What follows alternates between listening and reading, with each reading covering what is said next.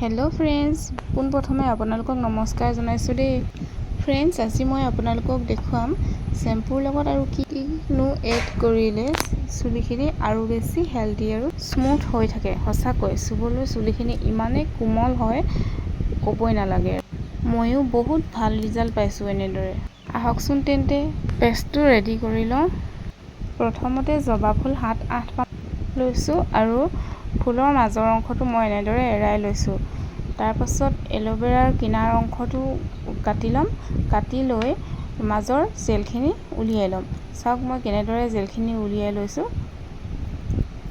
তাৰ পাছত মই জবা ফুল কেইপা আৰু এলোভেৰাৰ জেলখিনি মিক্সিত দি পেষ্ট এটা বনাই লম তাৰ পাছত পেষ্টটো বাটি এটাত উলিয়াই লৈ তাত মই শ্যাম্পু এপাকেট দি চামুচেৰে ভালদৰে মিলাই লম শ্যাম্পু আপুনি যিকোনো ল'ব পাৰে আপুনি যেটো শ্যাম্পু ইউজ কৰি ভাল পায় আপুনি হেতু শ্যাম্পুয়ে ল'ব পাৰে শ্যাম্পুটোত মিক্স কৰি লম তাৰ পাছত আপোনাৰ পেষ্টটো ৰেডি হৈ যাব একদমে সহজ হয় আপোনালোকে এনেদৰে এটা পেষ্ট বনাই ল'ব পাৰে আৰু চুলিত এপ্লাই কৰি চাব নিশ্চয় আপোনালোকে মোৰ দৰে ভাল ৰিজাল্ট পাব চুলিখিনি হেলদি আৰু স্মুথ কৰিবৰ কাৰণে আমি বহুত দামী প্ৰডাক্ট ইউজ কৰো নহয়নে বাৰু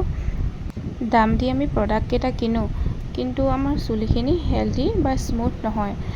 বৰঞ্চ বহুত ডেমেজে হৈ যায় কিয় জানেনে সেই দামী প্ৰডাক্ট বিলাকত কিমান যে কি কেমিক্যাল মিক্স হৈ থাকে ক'বই নালাগে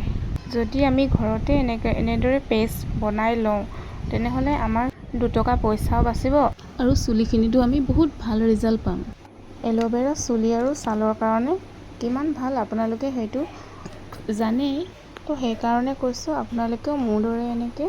শ্যাম্পুৰ লগত এলোভেৰা আৰু জবা ফুল পেষ্ট বনাই চুলিত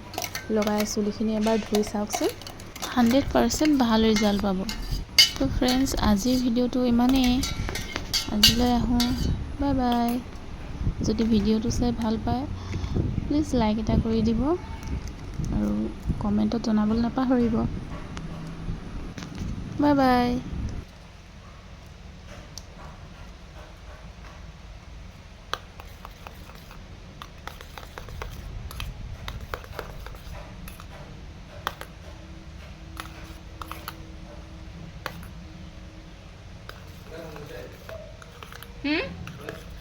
শুনিয়ে নাপাওঁ ফোন কৰিছে